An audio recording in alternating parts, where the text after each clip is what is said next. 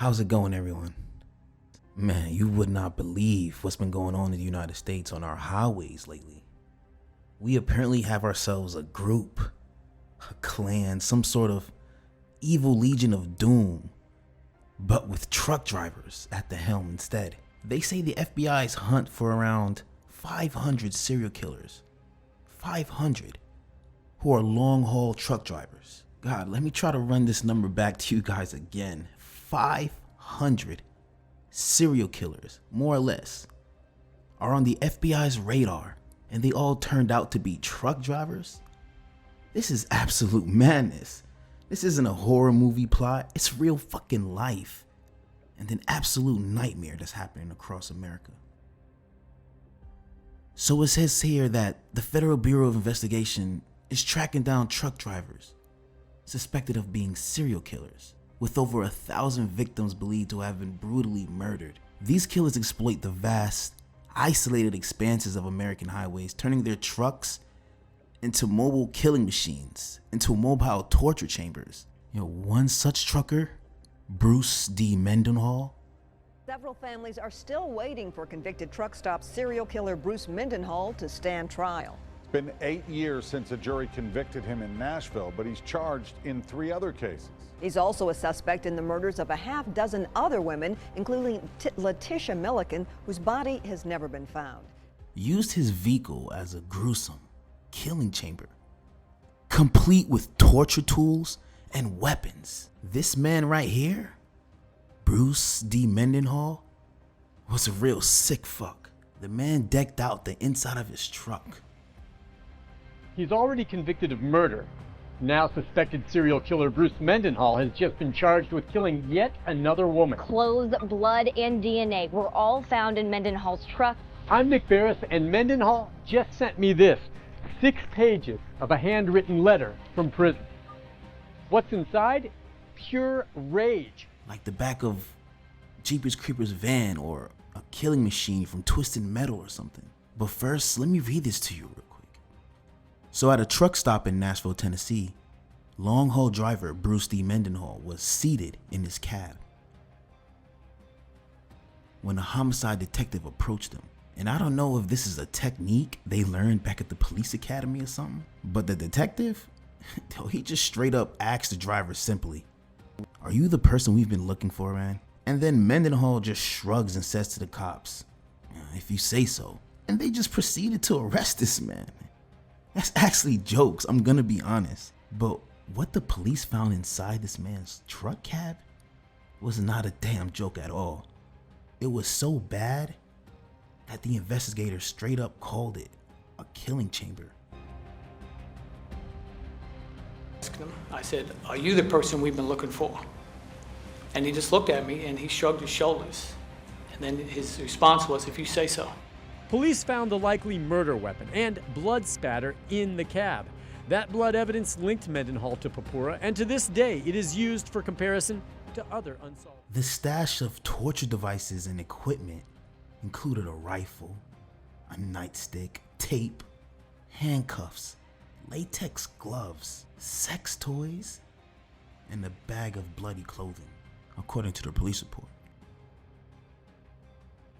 And there was DNA on the bloody clothing as well that matched 5 murdered or missing women. Finally answers the question of what happened to an Indianapolis woman who disappeared 9 years ago. Kentucky State Police confirming today that a body found 5 years ago has been identified as Karma Papura, who was reported missing in July of 2007. No word yet on how she died, but police believe she was the victim of confessed truck stop serial killer Bruce Mendenhall. One was a woman by the name of Karma Papura, a 31-year-old mother of 2 who was last seen at a truck stop in Indianapolis, Indiana, nearly 300 miles away. The evidence looked bad towards this truck driver. Mendenhall just happened to have had stolen property that literally belonged to a missing woman who could have possibly been murdered. Inside his truck was the mobile phone and bank card of this woman. Now believe that Mendenhall may be responsible for at least 9 murders, with other potential cases in Georgia, Alabama, and Illinois. This case in Indianapolis figures to be the latest, not the last trial. To date, Mendenhall has been no help at all to police, but he is 70 years old. He's in poor health, and he will die in prison. Maybe before he does. But okay, maybe we can chalk that one up to coincidence. It is possible that he could have found a phone and bank card in a truck lot somewhere, and the fool just decided to pick it up. I don't know. But once blood spatter was found in the cab, and once that shit matched karma purpura, it clearly suggested that Mendenhall had killed her right there, right in the truck. And even with all of this proof against him, he refused to say where her body was hidden. And her remains, they weren't found for another 4 years. A mandatory life sentence will be imposed at this point, and we'll set this is June 18th, an okay date with the parties in terms of sentencing issues if the state's seeking consecutive sentencing? Yes. Is that date? All right, we'll set it 6/18 for those sentencing issues. All right, we'll be adjourned. Metro Police caught a killer at this truck stop here in Nashville.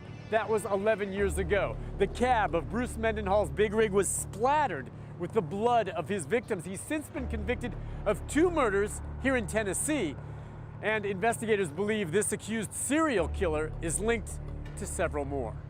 First, let's talk about what we know. Mendenhall was already serving life for the murder of Sarah Hulbert in Metro, and just last month he was found guilty in Wilson County for the murder of Samantha Winters. And this dude Mendenhall is not alone. There was another one named Robert Ben Rhodes, another infamous serial killer trucker. And this man was found to have built a torture dungeon in his truck as well. And while parked up in random and secluded locations across America, he's believed to have killed around 50 women over 15 years. Delmas Colvin, known as the Interstate Strangler, this man confessed to killing up to 52 women, often sex workers, and showed no remorse for his actions.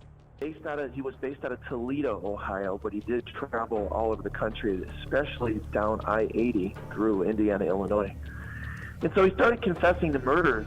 He claims he's in prison for 7, and he claims he's killed 47 to 52.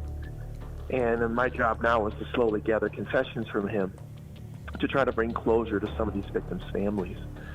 And one of those happened to be in LaSalle, Illinois. So we're happy that it's led to a search. We're going to keep working with authorities today, and I'm talking to the serial killer again on the phone today, just trying to narrow down where he dumped that body. Rape your victims? Did you have sex with them before death? Did you have sex with them when they were dead? Any of that? No. Some of the Toledo those I probably had sex with because a lot of them out of the 7, at least 6 of them has worked for me at one time or another. But you never had sex with them after they were dead. You're not a necrophiliac. Oh, no. Man, I give dead fucker a whole new meat. I don't want to do that. That's, no. That ain't my thing, Did you kill children? Did you kill children? Never. I would never harm a child. The last detective that asked me that, I tried to break his jaw, but I was handcuffed to the table. I told him that too.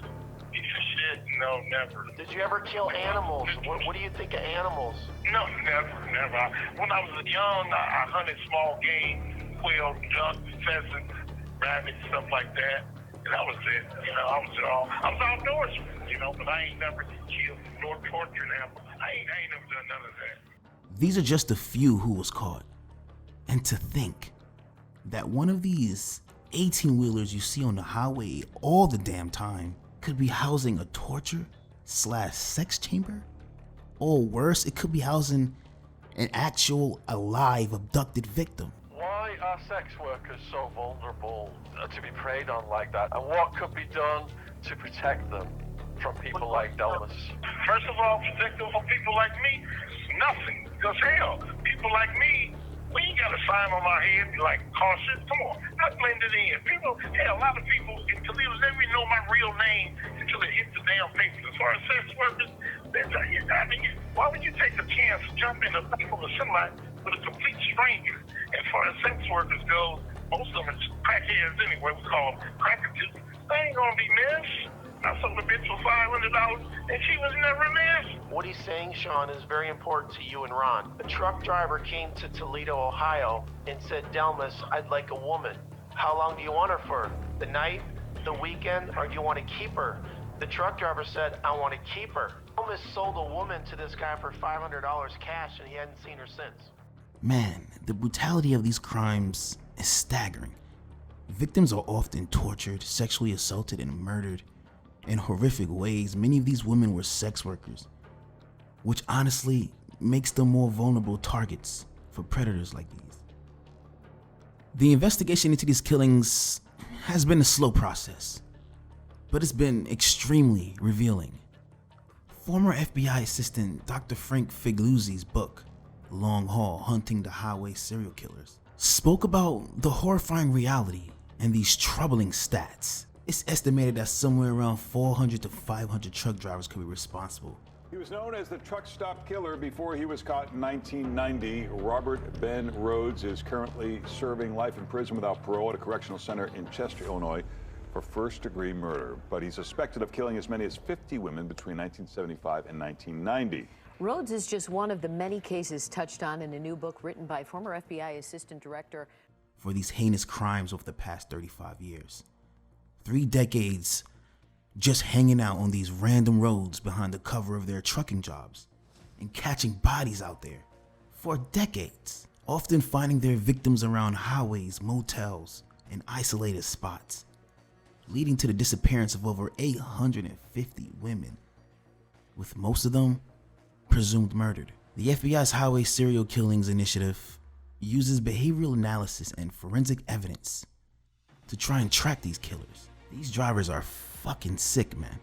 Sadistic at best, creating sex and torture chambers in their company trucks, taking complete pleasure from their crimes, ranging from brutal torture to sexual assault. Man, and I know you guys are wondering, where the hell is this happening at? Where do I need to avoid? What are the hotspots for these crimes? Well, it's the damn I-40, the interstate highway. The one that runs through major cities like Raleigh, Nashville, and Memphis. And I-95 and others across the country were committed by a special breed of monster. Serial killers masquerading as truckers, preying on women working the rest stops, were often referred to as lot lizards.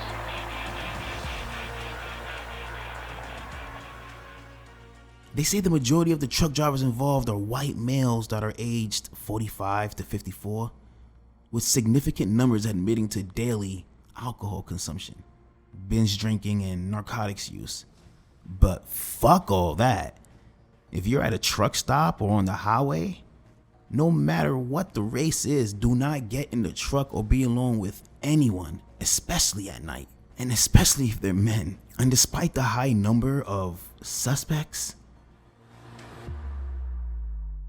only 25 truck drivers have been arrested so far. It's a bit difficult to prove a lot of these cases, especially with the threat being in a mobile vehicle and can possibly change vehicles due to companies or job switches. So this is definitely going to be a slow and hopefully a fruitful process. It's time to get these guys the fuck up out of here.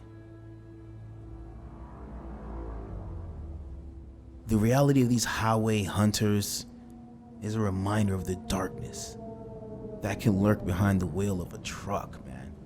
The FBI's relentless pursuits continues, but the danger remains. So we have to be aware, everyone.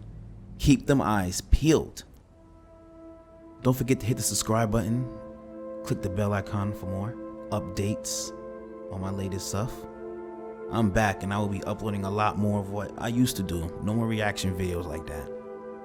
Alright everyone, my name's Michael. I'm signing off. And remember everybody, be safe. Show. I am still reeling from that statistic. 850 murders believed committed by long-haul drivers? Many, not just one, but several serial killers? Indeed, the numbers are staggering, Elizabeth, and thanks for helping bring attention to this issue. Multiple homicides, yet there are 200 of those killings that are considered unsolved and active and 450 suspects being looked at right now in those unsolved cases. 450 suspects? It's an unwieldy number, and so in my book, I tried to narrow that suspect pool down by getting deep into 3 subcultures: long-haul truckers.